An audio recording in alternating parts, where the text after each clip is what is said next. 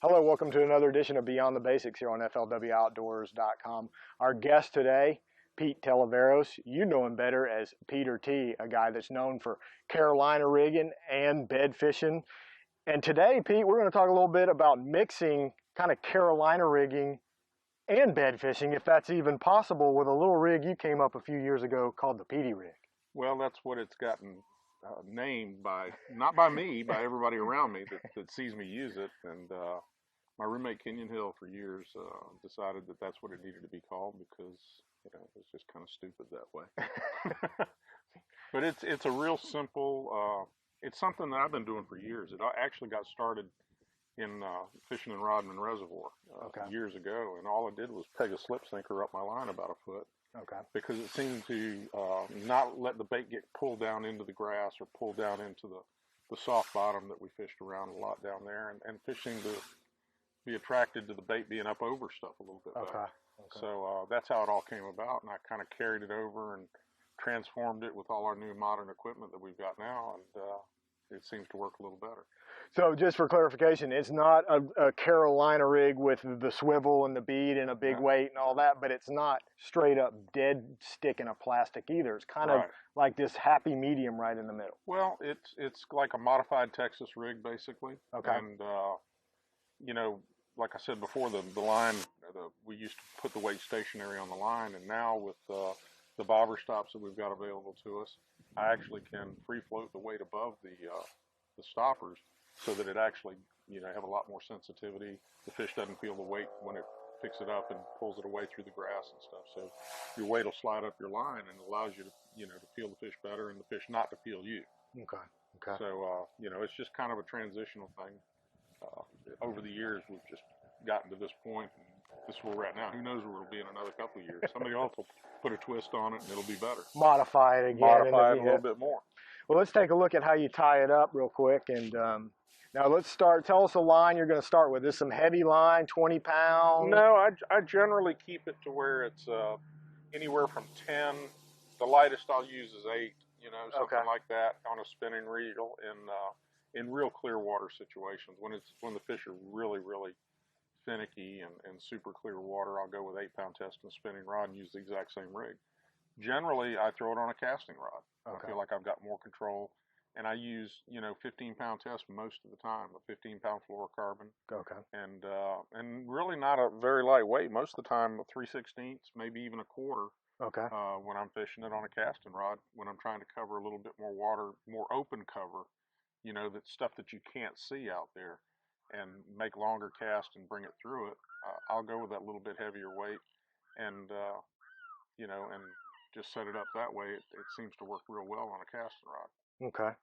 And I'll just start with I'll use a tungsten weight and just slide it up my line, just like you would normally anytime you're rigging.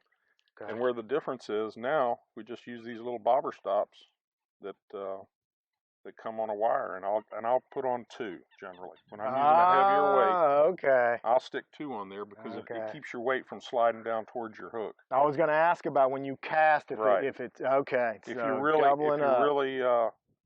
humming it out there a lot of times, and especially in situations where you've got a lot of wind, it's harder to keep the weight from sliding down.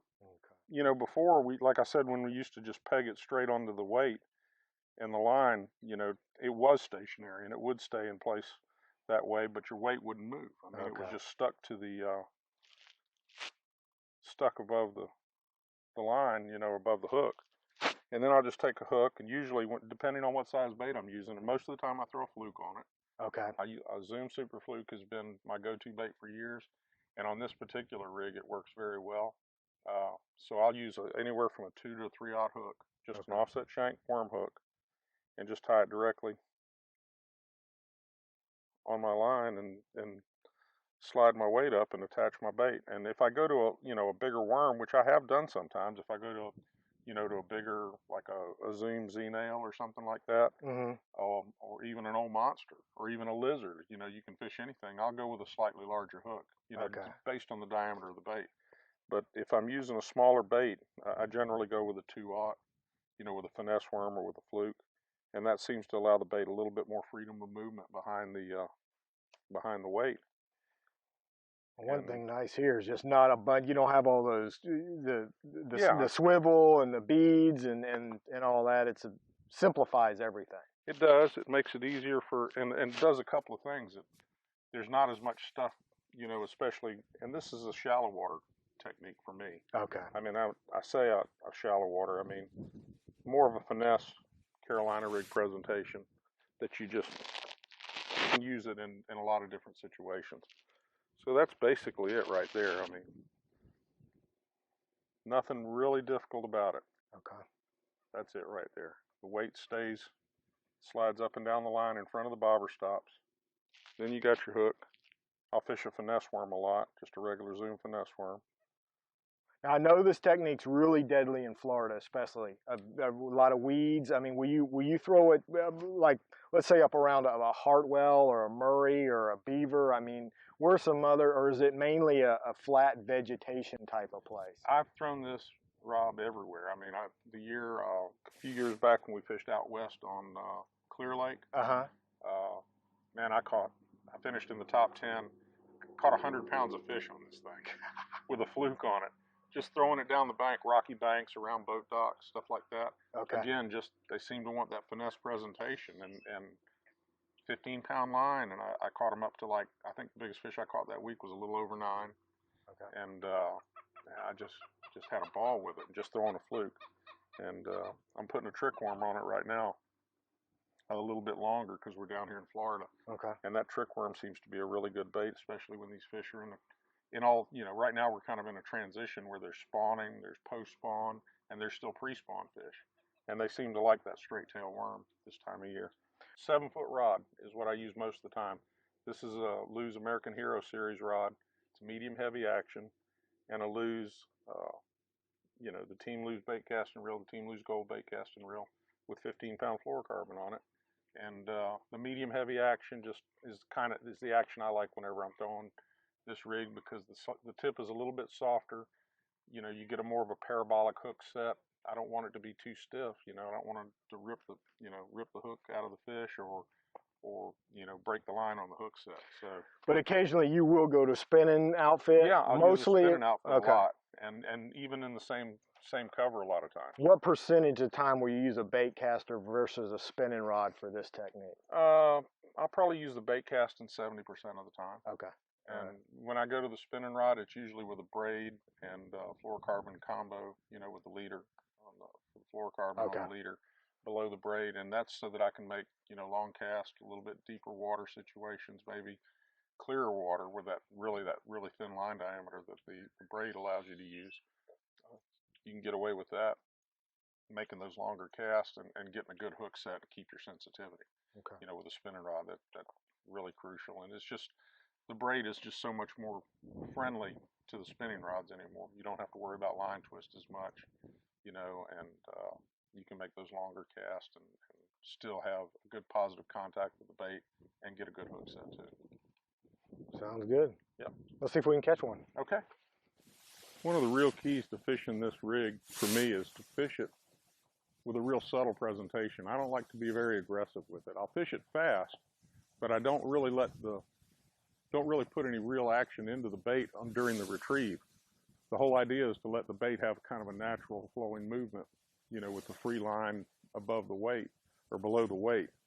So I just kind of drag it along and twitch it every once in a great while, but most of the time it's just a very subtle, slow pull, let the bait do its own thing moving through the water column, and let the fish come to it. And like I say, sometimes I'll use it kind of quickly to cover water, especially when I'm on a big flat fishing open grass pockets and stuff like that during the spawn.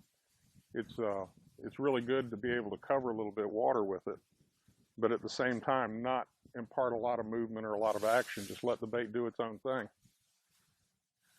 That seems to be when it works the best. I like throwing this rig in a lot of different places and a lot of different situations. One of them that's really productive for me this time of year is bedding flats. Areas where the fish are spawning, but you can't necessarily see them.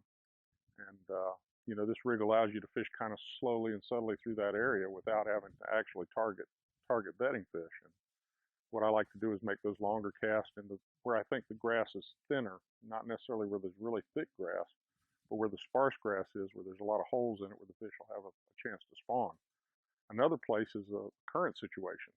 We've got a place here where there's a little bit of current coming out of a cut through the canal. It's wind-generated current, and anytime you get a place with current, wind-generated current, and kind of a pinch point like this, it's always a good spot to target fish. And this bait, you can fish it up there real shallow and make a real subtle presentation and just kind of drag it through that area where those fish are going to be in the edges of that current and maybe get a bite, you know. And that's one of the places that can be real productive any time of year, especially in the cooler months just before and a lot of pre-spawn situations. You get opportunities to catch these fish. There's a little one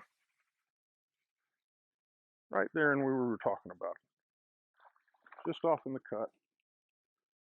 Not a big fish, but you know, it's one of those that you like to catch to start the day and kind of get the juices flowing. That's just a little guy, but it'll catch them up to 9-10 pounds if you give it a try, you know, give it a chance to work. It'll work for you. There's another one.